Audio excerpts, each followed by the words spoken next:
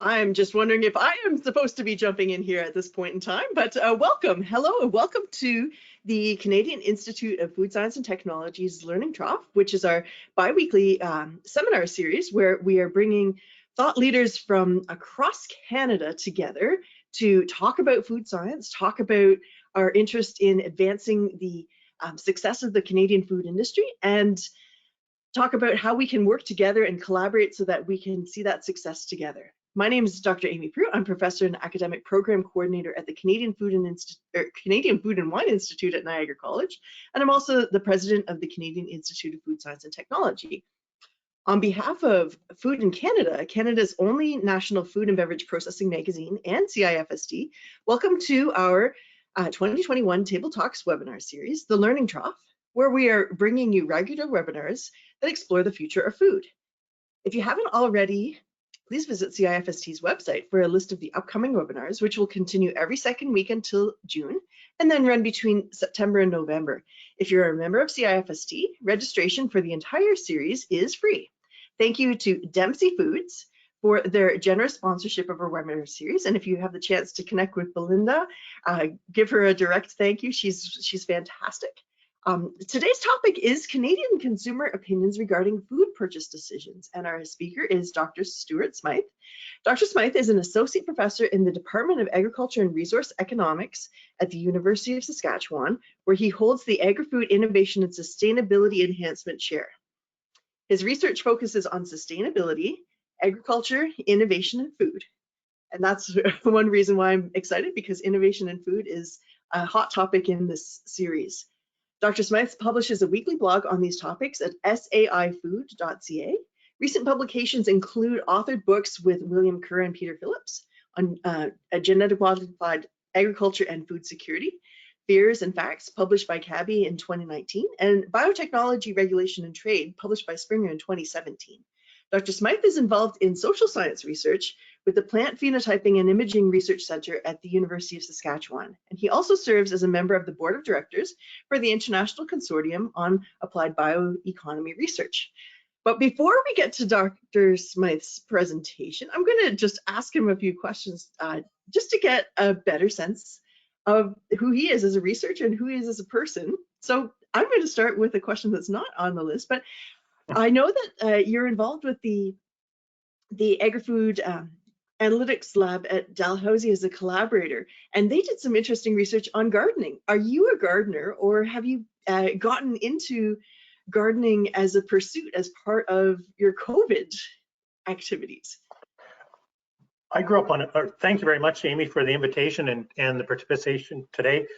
I grew up on a farm, and my parents, we had 3 gardens. So, you know, learning the difference between weeds and what was supposed to be in the row was instilled at a very early age. So, yeah, I've been a fan of gardening my entire life, and have continued this over the last number of years. My other question, following along, Buttergate, is it real? I think, you know, just about everybody has noticed that their butter is definitely a little bit harder when you have it set out on a saucer or something to use. But, you know, I saw there was a study or a report that came out last week, and they said that the correlation between the use of palm oil as a feed supplement, they're just not seeing the correlation there. So, you know, it's one of these ongoing mysteries that it will keep us, you know, interested in what the outcome is, certainly over the spring and maybe into summer. It's been just so fascinating that many of these activities and news stories have so focused on the food industry. But let's jump into your presentation. Just a friendly reminder to our audience members that we encourage you to ask questions as we're going along with the chat box. We're going to let Stuart give a bit of an initial presentation, then we'll move over to question and answer and a bit more of a free-flowing conversation. But we do encourage you to participate through the chat box, and I will be part of the facilitation for that. But at this point, I'll let Stuart jump in with his slides and give a bit of an introductory presentation. Thank you, Amy. Yeah, I'm just going to take a couple of minutes and give you the context to some of the research we've done over the last couple of years that we've published in some recent articles. And it really focuses just on what do Canadians understand about, our risk assessment, about our food systems, and then about what factors are important when they're making a food purchase decision in a grocery store. So one of the first things we wanted to look at was, what do Canadians view in terms of trusted sources when it comes to the food system and aspects of it in Canada? So you can see that when we're talking about nutritionists, farmers, governments, regulatory agencies, all very high levels of trust. And as you move into different aspects of the supply chain, into the retail, restaurant, food side of things, industry, it's not the level of distrust that increases. It's been a significant increase in those that really have no opinion one way or the other. So a lot of trust in the Canadian food system. One of the things we wanted to talk about was, what do Canadians have much of an understanding about how crop varieties and fruits and vegetables and cereal commodities, oil seeds, pulses, how they've been developed for decades in Canada? And mutagenesis technologies were introduced initially in the 1930s. So they've got a track record of over 80 years of safe use in Canada. But you can see that the vast majority, 2/3 of Canadians, view these as being unnatural technologies, whether it's chemical mutation or radiation mutation, genetic modification. 65% are saying that's not natural, and there's a slight drop off when we get to some of the new technologies around gene editing and the targeted precise mutagenesis. So a large percentage of the Canadian public just view the safe technologies that have been used to develop crop varieties for decades as being an unnatural process to develop new crop options. So then we turn to say, okay, when a consumer is in a grocery store, what really are the key factors? Because we hear an awful lot of things, gluten-free is important, organics important, naturals important. Yet what our research showed is that any of those sort of processing terms really are quite irrelevant when it comes to when a consumer is standing in an aisle with a product in their hand, and you can see nutrition, price, safety are really the top three factors for consumers when they're making a grocery purchase. So then we wanted to give them some options and saying, okay, well, gene editing and genetic modification have provided a host of different traits for consumer food products. What are your perspectives on them? And so we asked, would you pay more money for a GM product that has a higher level of nutrition? And you can see that the majority, almost half of Canadians said no, they wouldn't be willing to pay more money.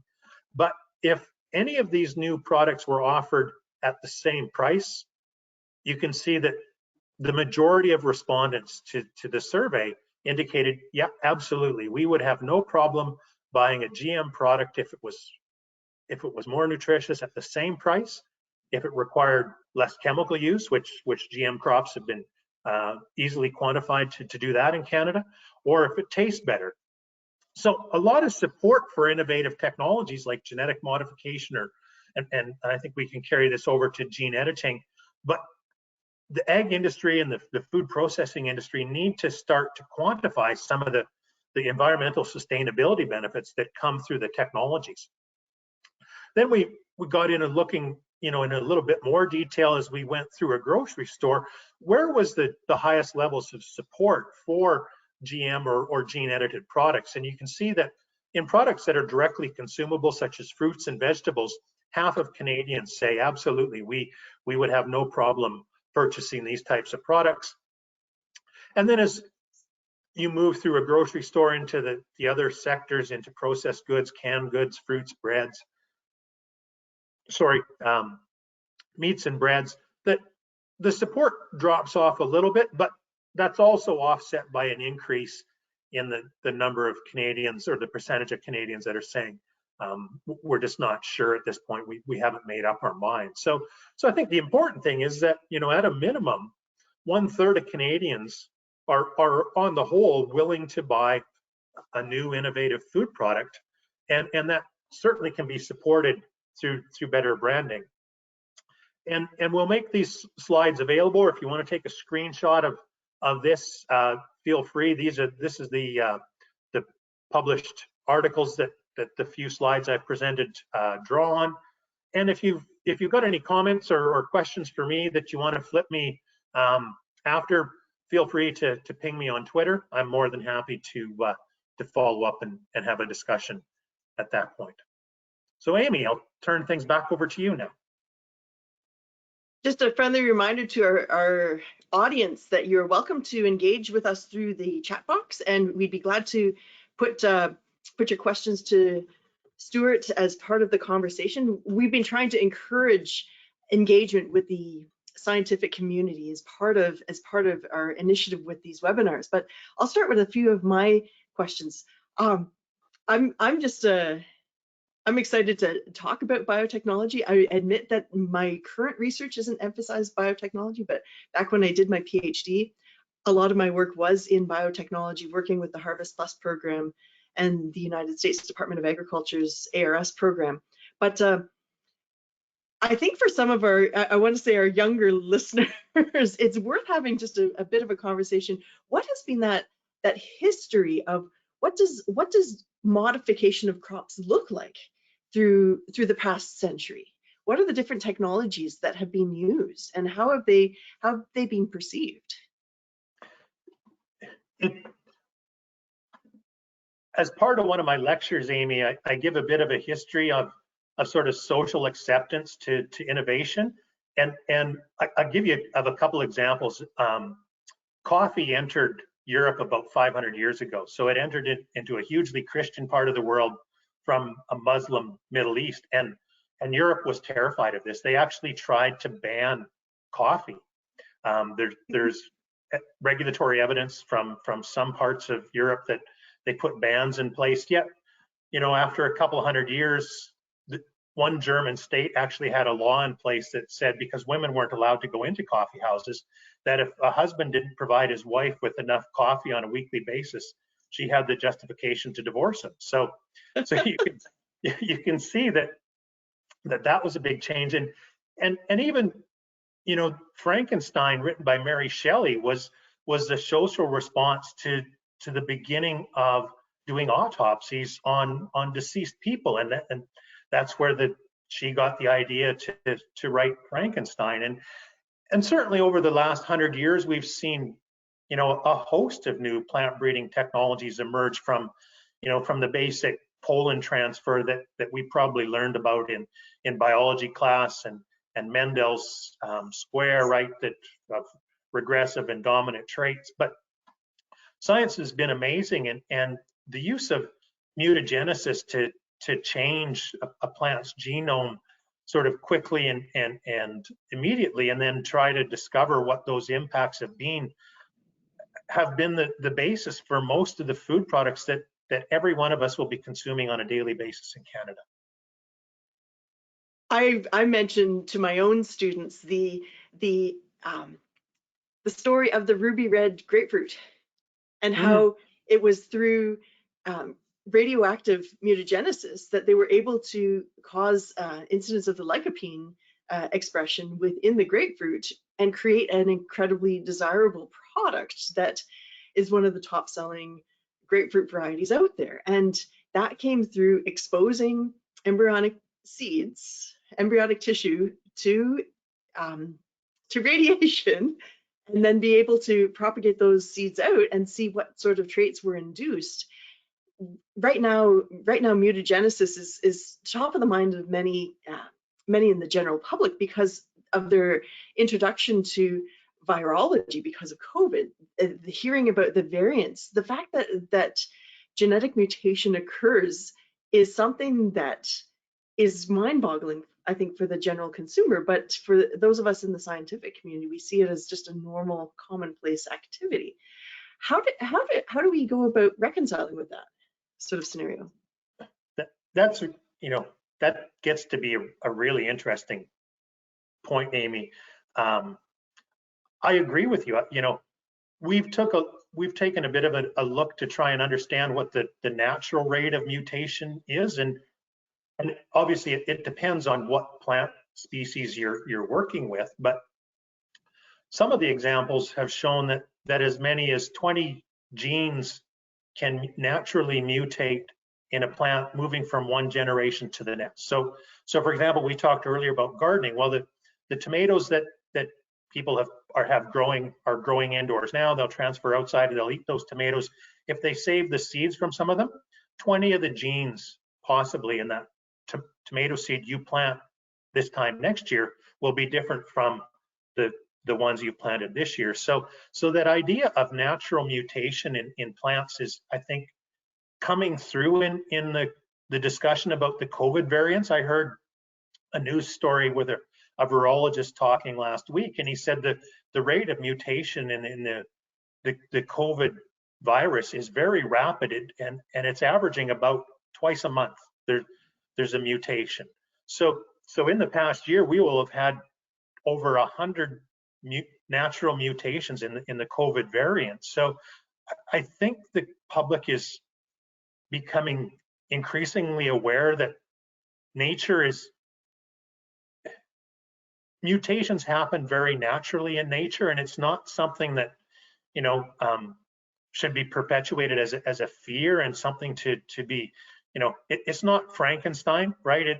It's Mother Nature doing her best to survive. A question came in on the chat box. Does the average consumer understand what is a genetically modified food, and how can we go about better educating the general public? I think in some aspects the public has a bit of an understanding.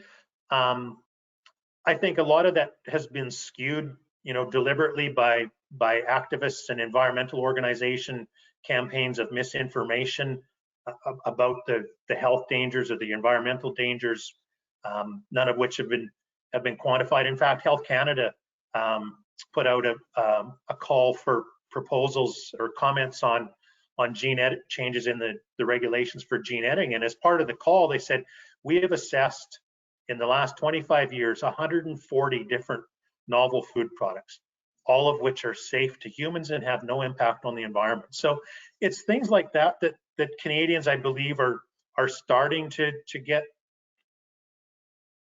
a little bit more familiar with what biotechnology is. And certainly all of the COVID vaccines, we've got the media reporting that this was developed by a biotech company. They're using rMNA technology, and so these words are becoming more common in the dialogue and discussion about COVID, and that carries over, I think, to people's confidence in science as it's applied to agriculture and food. In your initial slides, you mentioned the importance of evaluating not just the cost, but the total cost accounting. For those of us in the audience, I know some of the audience members sometimes are my students. Total cost accounting meaning calculating environmental and corporate social responsibility costs as part of that. How do we transition into just standard cost accounting versus starting to evaluate all of these other impacts that the food industry could be contributing within the environment? So I guess some examples of that, Amy, are evident in the sustainability metrics or programs that some of the food industry or food processing industry, retail are putting in place. And one example that comes to mind is how McDonald's has worked with the roundtable on sustainability in beef to develop sort of a metric to help cattle ranchers to work with McDonald's to say, we want to get a better sense as to what measures and processes you use on a daily, weekly, monthly basis, and then to look for ways that we can improve that, so that as a corporation we can document to our customers that we're sourcing more sustainably produced beef. So I think that in some ways there are some sectors of the food industry that are getting better at helping consumers relate to this sort of social construct that as consumers we want to support Canadian agriculture, but we also want to support more sustainability. And so, the leaders in the food industry are figuring out how to merge those two together so that Canadians or consumers are supporting, sustainable Canadian agriculture. I'm picking up on this dual dynamic. How much of it, given the stats and the graphs that you've presented, how much of the emphasis should be on the industry to say, you know what, we do want to do the right thing. We do want to have that sustainable opportunity. We do want to be using technology in an appropriate and responsible way, versus the opposite aspect, the push side of the consumer, when your stats are interesting, saying consumers they're interested in it, but it's not their dominant choice. Where I'm going, where do we fit as food professionals in this dynamic? Oh, that's a loaded question. That might be the last question we ask, because we could talk about that for the next half hour. We could. maybe our audience will jump in with some less loaded questions. I think that, I guess I place part of the blame on this, Amy, is that our universities have typically and significantly failed academics in helping them communicate to a broader audience. I mean, we learn through our our master's and PhD how to write a journal, how to do the hardcore research and write that up into an article that we can get published, because that's a metric that counts. Yet at no point, or virtually no point, do academics get trained into how to communicate to their kids' elementary class about the food they produced or the research they're doing, or talk to a community group that's interested in sustainable food production or innovations in food processing. And so I think universities, if they're seriously going to step up, they need to put resources in place that I think for every journal article that comes out of a College of Agriculture or Department of Food Science, that there need to be communication experts working with the professor to say, okay, well, let's convert this into a blog. Let's do a 90-second YouTube that explains this, because we were talking before we got rolling about how so many of the kids today aren't watching cable TV, they're watching YouTube. And so we need to be communicating to where the audience is looking for information, and they're not looking to journal articles, they're not looking to newspapers. We need to be communicating on social media. So we need to that's why I put out my Twitter handle. So if people have questions that don't come up here, they see something I'm tweeted out, they can contact me a week or a month from now to say, okay, yeah, I've got something to ask you. So I think our universities need to be better at helping academics feel confident and comfortable communicating outside of the sort of peer-reviewed journal article process that they're familiar with. I agree very wholeheartedly about the importance of clear communication that is publicly accessible.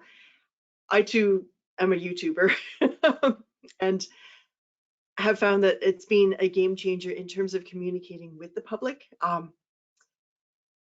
At the same time, how I know I've raised that question about literacy of science within the general public, in that, one, I think if we do a better job communicating science to the general public, they will not be as intimidated and not think that we are PhDs sitting in ivory towers. But at the same time, there's been a lot of mistrust and a lot of miscommunication, and COVID's a great example, but the food industry and genetic modification, there's been so much propaganda put out there that amplifies and obfuscates the somewhat mundane answers that the scientific community has to put out there, that there's no risk, that it's safe. It is improving economics for food processors and for agricultural producers. How do we go about from the bottom up, helping with scientific literacy? You're right. There's certainly been a lot of opportunism, and you know, we've seen, you know, a good example of that is the verified non-GMO project. I mean, me personally, there's nothing more frustrating than coming home after grocery shopping and discovering that butterfly hidden on the back of a package where there is no GM equivalent. So, you know, I've seen it snuck in on grapes. There's no genetically modified grapes. You know, there's no genetically modified tomatoes yet. You know, they're willing to put their stamp, or, you know, assign the rights to their logo for anybody that wants to pay to put it on. And you know, friends of mine in the food industry say that's a gold mine, because as soon as they put that logo on, it means they can jack the food price up by 30%. So I think the big problem is that the consumers don't understand that these sort of nefarious labeling schemes are driving up food prices. And during a pandemic, I think, you know, an importance lies with the retail stores to really do a better job of serving their customers, that they should be going that extra step to make sure that all of the information in the grocery store is as accurate and correct as possible. So if you see you know, a butterfly on a package of pasta or a tin of tomatoes, then, you know, complain to the grocery store and say, you know, this isn't accurate information. Why are you allowing these products to be in the grocery store? I have a PowerPoint that I present for my students, and I found one where the non-GMO label is on a package of salt. Yeah. And yeah. There's no way in God's green earth that you can genetically modify sodium chloride, as far as I know. No. And that understanding, I don't want to sound disparaging, but when does it become brand clutter and greenwashing on products versus saying perhaps your more sustainable and actually better for you product, in some cases from a sustainability benchmarking perspective, could be very well including standard or non-organic conventional agriculture and or genetically modified organisms. Right. I think, you know, if farmers are going to step up and they've documented that they've adopted a lot of sustainable technologies over the last 25 years, then they expect that, you know, the commercial end of the supply chain to step up and provide more accurate information to consumers, because, you know, virtually all of the canola grown in Canada is herbicide tolerant, whether it's through mutagenesis or genetic modification. Does the public understand that? No, I don't think they do. But, you know, if farmers are going to make a significant step forward in becoming more sustainable, reducing their chemical use, then the supply chain needs to correspond and make sure that the accurate information is reaching consumers, because, you know, we showed that consumers are looking for that information. So I think a lot of the trust now lies in the wholesale and the retail sectors to get with the game and accurately, you know, provide information. And if they see misinformation like a non, you know, the non-GMO butterfly on a package of tomatoes or grapes, then they just simply say, no, we're not willing to accept your product with that logo on there, because that's misleading information. And I think most consumers, sort of based off of your stats, I think most consumers don't even pay attention. They just go and hone in on the price. And in many cases, the lowest priced product just happens to also have that non-GMO third-party trademark label on it as part of the standard. Most of the breakfast, so many of the breakfast cereals. I was just looking around my room of props to see if I had any example. I don't think I do. You're right, and yeah, there's all kinds of food products, and so I think it does a disservice to Canadians, because Canadians are saying, look, we don't know a lot about how our food is produced or how it goes through a processing plant to end up as, you know, whether it's a tin of soup or or something on our store shelves, but we want to know more.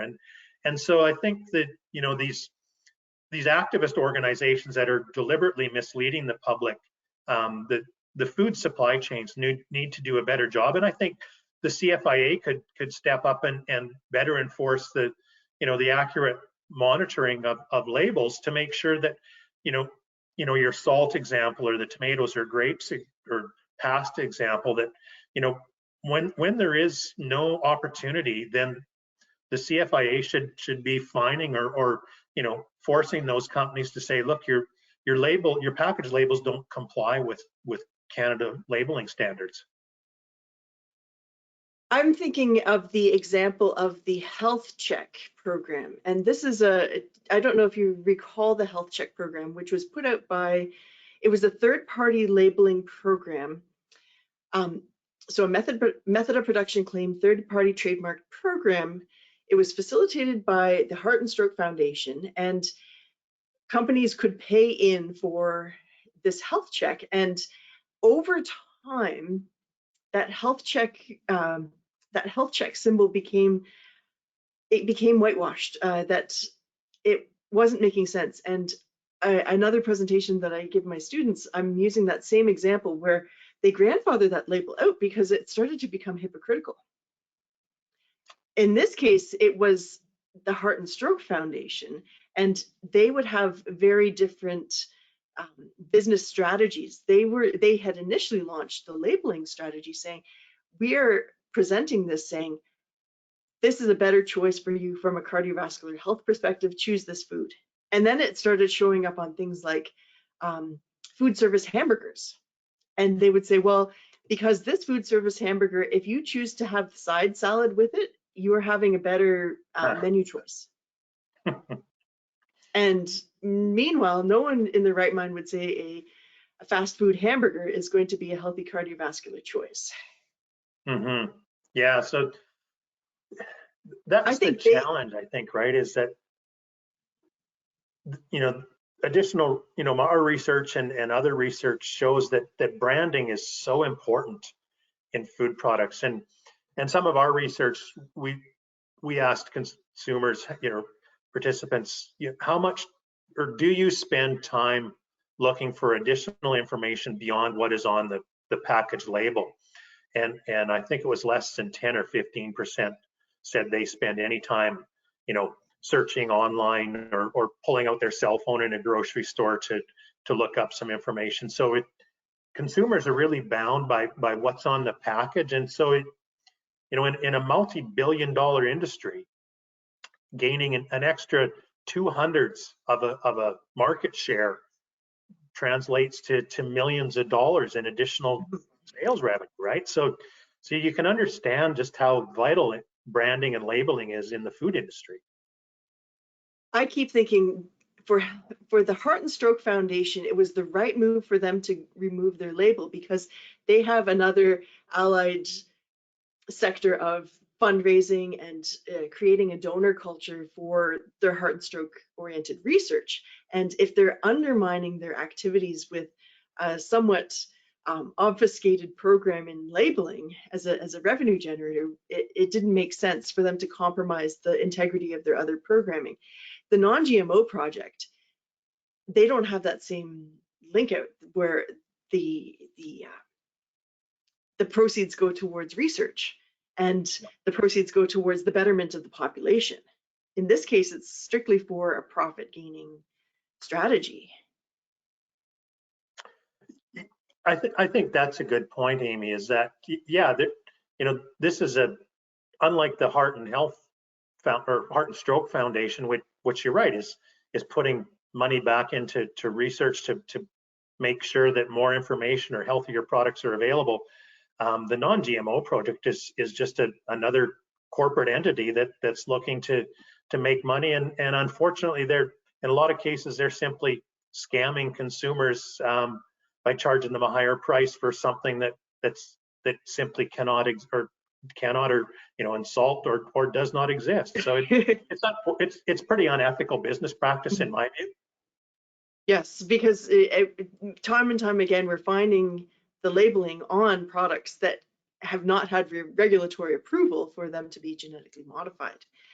Just a reminder to our friends in the audience, you're very welcome to ask questions through the chat box. You mentioned about the Health Canada consultation that's coming up about novel genetic modifications. Tell us a little bit more about that. So Canada has an additional, plant with novel trait regulatory framework for varieties that have enhanced novelty, and it doesn't matter what technology was used, whether it's genetic modification or mutagenesis or even some of the more conventional technologies. Between discussions with breeders and the CFIA, they would determine whether or not the variety was novel. And ultimately what ended up happening was that a lot of the public institutions, to have a dual breeding system just wasn't feasible. They didn't have the equipment to be able to afford it. They didn't have the land space for field trials to be able to have parallel systems. So in the 90s, a lot of the universities moved away from developing PNT or using GM technologies to develop varieties. They might use it in the lab to do a proof of concept and then use mutagenesis to try and recreate that trait as much as possible. So with some of the targeted mutagenesis, such as the CRISPR system, plant breeders are able, at public universities, are able to use this to create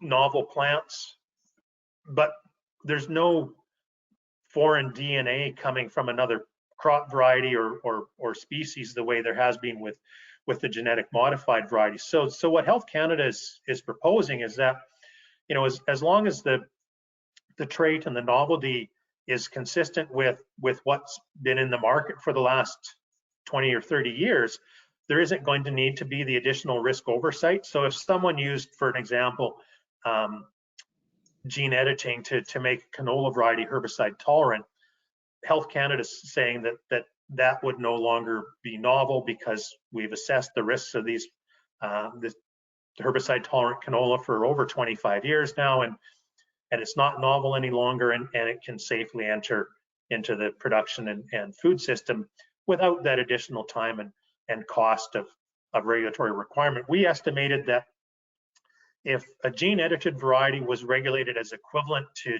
GM variety, it would require an additional $14 million to get regulatory approval and an additional 9 years of time to get regulatory approval. So that what Health Canada is proposing is to reduce the cost and shorten the time, which is really good for us as consumers, because that means that new products that are going to help keep food prices down or make sure that our production capacity is high as we experience climate change over the coming decades.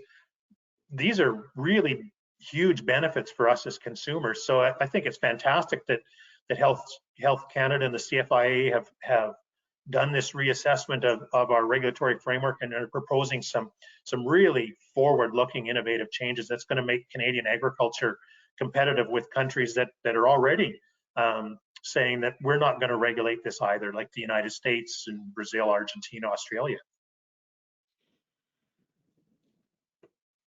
I'm watching the time to make sure that we wrap up in a timely fashion, but at the same time, part of me is really excited about, I almost want to call it intersectionality in technology. Having worked a lot in innovation in my own career over the past 10 years, it's been fascinating to watch the rise of biotechnology for the purposes of cellular-based meats and expression of novel compounds. I'm thinking of the Impossible Burger and the expression of leg hemoglobin for making vegan burgers that do not bleed, or that do bleed because they've got the heme protein. Another space that's hotly debated is the cannabis sector, using biotechnology to express cannabinoids in bulk fermentation to make cannabis into something that's even more cost effective. And I often think about the concept of intersectionality and I want to say, taking advantage of technology when it serves the purpose versus being against the technology when it suits the need. And that balance between the two. That so much of the non-GMO environmental is now embracing biotechnology because of its potential impacts on reducing impacts in animal agriculture or increasing cost competitiveness of compounds that are useful. Mm-hmm. Mm-hmm. I guess, Amy, having been involved in this space for over 20 years now, I think we're sort of on the cusp that as we see, gene editing has a huge potential to increase the nutrient profiles or certainly the environmental impacts, and that can be branded. I think that the benefits for Canadians are going to extend decades into the future because of the increased health benefits. So, in lower income households, evidence has shown that low nutrition as in those formative years can have lifelong implications in a lower health quality. So if food products are increased so that low income or remote regions are able to have a healthier diet, the benefits of that are you're right, they intersect right across our entire society, because then that reduces our, hopefully it reduces the cost of our health system for people later in life because they had a healthier diet when in those early development and formative years. I think that there's been some good conversation here about the important role for us as a scientific community to better communicate our value proposition to consumers, and in that way help increase the literacy so that consumers are making more informed choices, so that it's not just price and nutrition that's driving their purchasing behavior, but that it's also understanding that yes, the entire system is working with that same goal in mind. We want to make food products that are of value to consumers in a cost-effective way, in a way that's not going to destroy the environment. As I'm wrapping up, I was going to say, any questions from the audience? And I just saw a question came up. If you could see into the future, if you could jump to 2031, 10 years from now, what innovations do you see being emergent within the Canadian sector?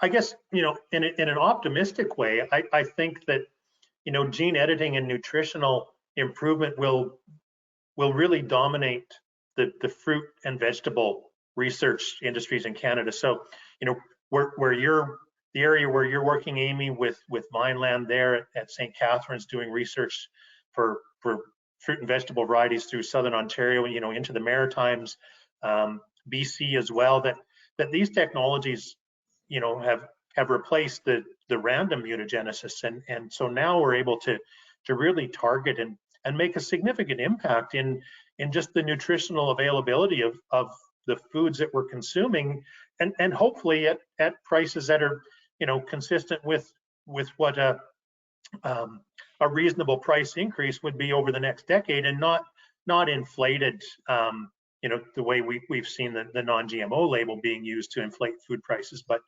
that these are available to low income, medium income households, so that they're able to ensure that the benefits are extended to those households as well, I think is really going to be the metric of success. Fantastic. I'm just just reading the Q&A box here for a second. All good. All right, so I'm watching the time, and I'm going to encourage people, if they have additional questions, to feel empowered to reach out to Stuart. He has shared his Twitter handle, and those of us who are with the CIFST organization know how to get in touch with him directly. We want to encourage dialogue.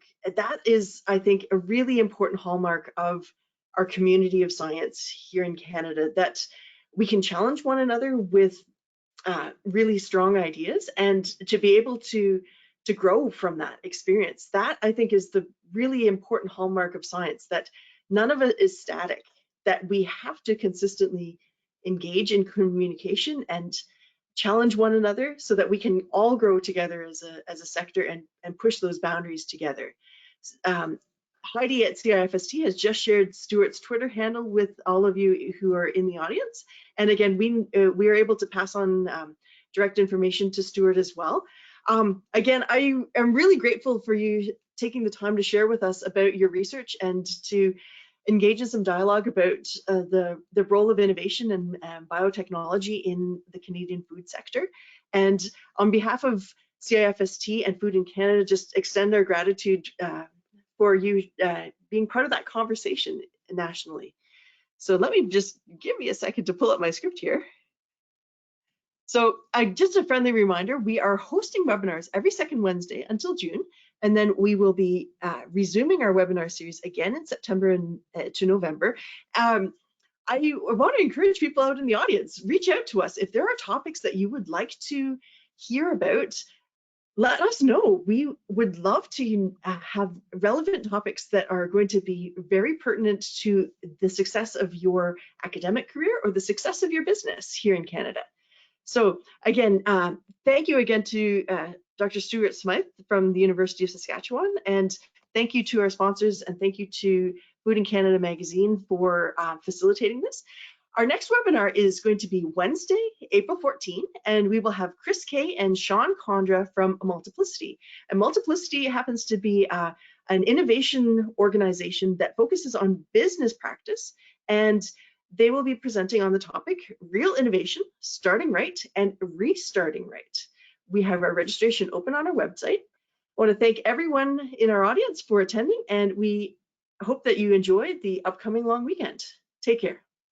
Thanks, Amy. Bye. Thanks, Stuart.